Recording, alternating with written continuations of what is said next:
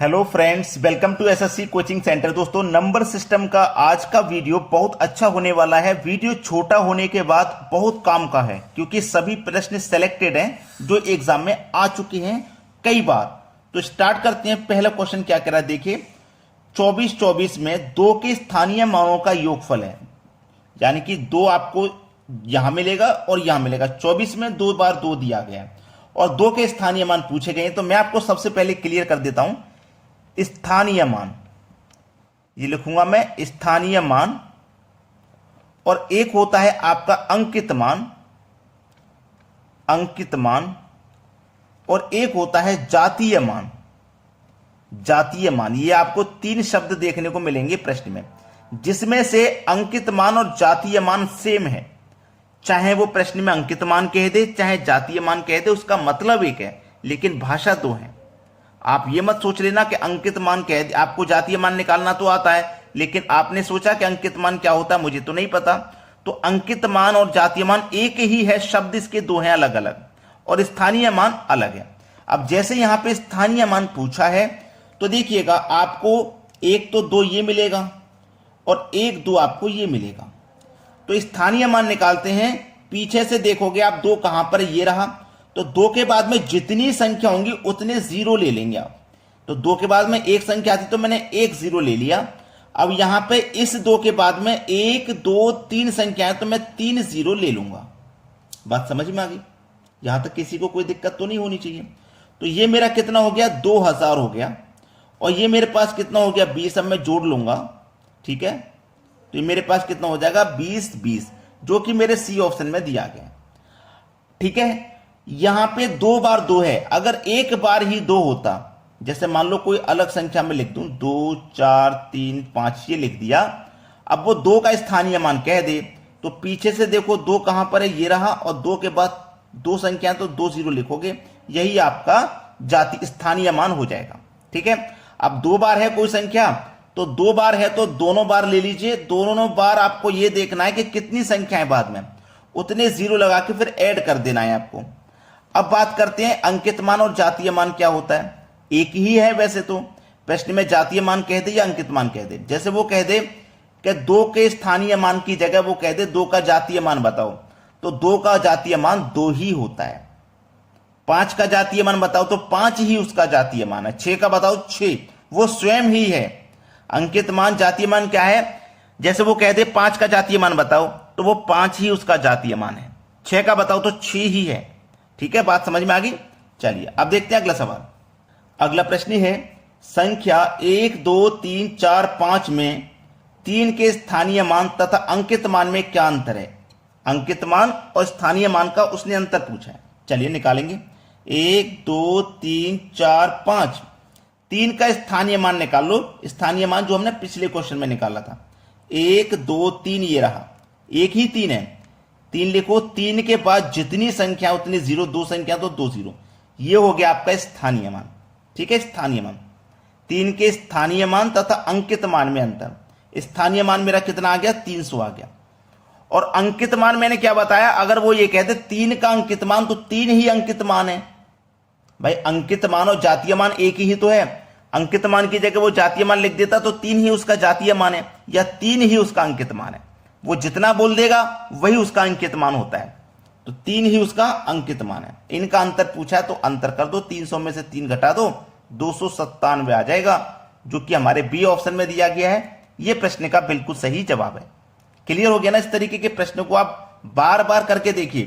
प्रश्न एग्जाम में कभी भी आ सकता है, भूल मत कर देना। यह मत सोच लेना कि ऐसे क्वेश्चन नहीं आते एग्जाम में, या मैं 5 साल से पढ़ रहा हूं, 5 साल के रिजल्ट में मैंने ऐसे क्वेश्चन नहीं देखे कभी। कोई भी प्रश्न कभी भी आ सकता है, जिसकी आप कल्पना भी नहीं करोगे कि ये क्वेश्चन आ सकता है, अधिकतर वैसा ही क्वेश्चन आ जाता है। चलिए अब देखते हैं अगला सवाल। अगला सवाल है, 29503 में 5 के स्थानीय मान तथा 32071 में 7 के अंकित मान में अंतर है।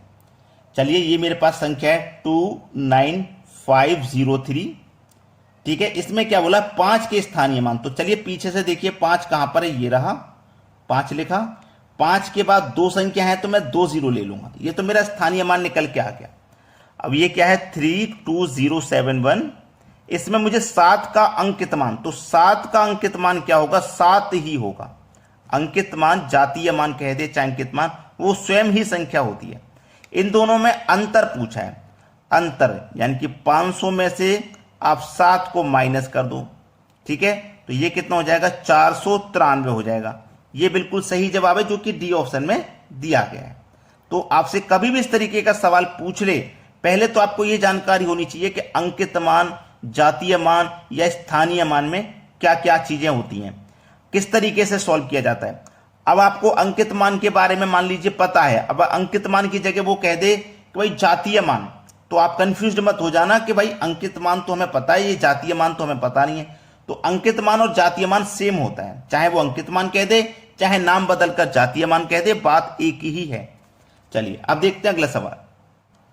अगला प्रश्न है, एक ये संख्या है, एक ये संख्या है और एक संख्या है, इसमें हमें 5 के स्थानीय मानों का योगफल बताना है, क्या होगा। ठीक है, इस संख्या में भी, इसमें भी और इसमें भी 5 के स्थानीय मान। पहली संख्या तो ये है 6251, दूसरी है 6521, तीसरी है 5621। 5 के स्थानीय मान निकालने, इसमें देखो 5 कहां पर है, ये रहा। 5 के बाद एक संख्या तो एक जीरो ले लेंगे, इसमें 5 देखो ये रहा। 5 के बाद दो संख्या तो 2 जीरो ले लेंगे, इसमें 5 ये रहा। 5 के बाद 3 संख्या है तो 3 जीरो ले लेंगे। अब सभी का हमें योग पूछा है ना, तो सभी को जोड़ लेंगे योग के लिए, तो जोड़ लो भैया। ये लिख लिया मैंने, अब ये लिख लेता हूं और अब ये लिख लेता हूं, जोड़ लूंगा। 5 वो जीरो, सॉरी जीरो, ये 5 और ये 5 और ये 5, 5550, 5550 जो कि हमारे सी ऑप्शन में दिया गया है। ये प्रश्न का बिल्कुल सही जवाब है। अब देखेंगे अगला प्रश्न। अगला प्रश्न है 0.0159 में एक का स्थानीय मान है, एक का स्थानीय मान उसने पूछा है। अब देखिए यहां पे संख्या दशमलव में है, दशमलव वाला अगर आपको नहीं आता है तो सीखने की जरूरत है। ये अभी तक जो सीखते हुए आए हैं वैसे नहीं होगा, क्योंकि इसमें दशमलव वाली संख्या है। इसको कैसे करना है वो देखिए, 0.0159 ये संख्या है ना मेरे पास। सबसे पहले तो मैं इस दशमलव को दूर करूंगा, दशमलव को हटाऊंगा तो दशमलव के स्थान पे 1 आ जाएगा, और दशमलव के बाद 4 संख्या है तो इसमें 4 जीरो आ जाएंगे। सबसे पहले तो हमें दशमलव खत्म करना है। क्लियर है ना इतनी बात? ठीक है, सबसे पहले में क्या करना था, दशमलव को हटाना था। दशमलव मैंने हटा दिया। अब मुझसे पूछा क्या है, एक का स्थानीय मान। अब मेरे पास संख्या क्या बची, देखो 159 ही तो बची, उससे पहले जीरो की कोई वैल्यू नहीं है। ये मेरे पास संख्या बची है। अब इस संख्या में मुझे 1 का स्थानीय मान बताना है, तो 1 मेरा कहां पर है, ये रहा 1, और 1 के बाद 2 संख्या है तो 2 जीरो ले लूंगा। मैं ले लूंगा कि नहीं ले लूंगा, 2 जीरो ले लूंगा। तो मुझे इसका बताना है, तो ये मेरे पास कितना हो गया, 100, और इस संख्या से मैं क्या करूंगा, डिवाइड करूंगा। ठीक है, 4 जीरो।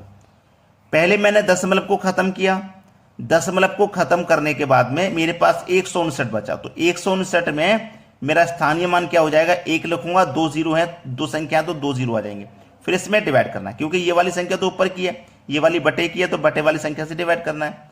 अब सीधा सीधा 2 जीरो से ये 2 जीरो कटा दो, ऊपर 1 नीचे 100 बचा। देखिए किस ऑप्शन में आ जाएगा, आप बोलेंगे सर सी ऑप्शन में आ जाएगा। ये हमारे प्रश्न का बिल्कुल सही जवाब है।